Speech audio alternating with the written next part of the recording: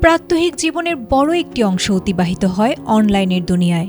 এই ডিজিটাল যোগাযোগের নিরবচ্ছিন্ন সংযোগ পেতে সবসময় নির্ভর করতে হয় গহীন সমুদ্রের তলদেশ দিয়ে আসা কেবল সংযোগের ওপর।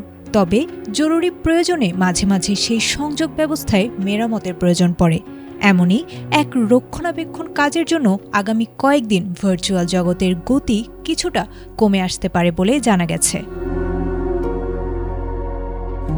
কুয়াকাটায় অবস্থিত দেশের দ্বিতীয় সাবমেরিন কেবল CMEWE-5 শুরু হবে জরুরি রক্ষণাবেক্ষণের কাজ, যার ফলে বৃহস্পতিবার রাত থেকেই ধীরগতির কবলে পড়তে পারে দেশের ইন্টারনেট সেবা।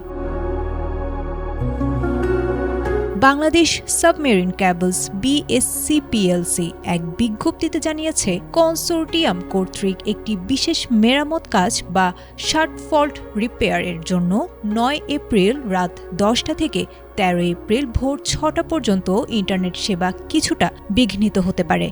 বিশেষ করে ফ্রিল্যান্সিং, অনলাইন গেমিং কিংবা উচ্চগতির ভিডিও কনফারেন্সিংয়ে যারা অভ্যস্ত তাদের কিছুটা ভোগান্তির মুখে পড়তে হতে পারে। এছাড়া আন্তর্জাতিক সার্ভারের সাথে যুক্ত কাজগুলো করার ক্ষেত্রেও ধীরগতি অনুভূত হতে পারে।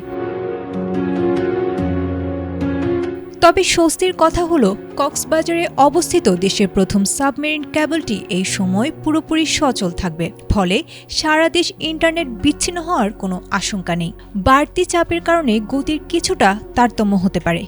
BSC PLC আরও জানিয়েছে, গ্রাহকদের অসুবিধা কমাতে বিকল্প রুটে ডেটা সরবরাহের সর্বোচ্চ চেষ্টা চালানো হচ্ছে। ডিজিটাল দুনিয়ার এই সামরিক স্থবিরতা কাটিয়ে আগামী 13 এপ্রিল ভোর থেকে ইন্টারনেটের গতি আবারও আগের অবস্থায় ফিরে আসবে বলে আশা করা হচ্ছে। ততক্ষণ পর্যন্ত গুরুত্বপূর্ণ অনলাইন কাজের জন্য ব্যাকআপ ব্যবস্থা বা মোবাইল ডেটার উপর কিছুটা নির্ভরশীল থাকার পরামর্শ দিয়েছেন প্রযুক্তি বিশেষজ্ঞরা। আয়েশা আক্তার, ATN বাংলা।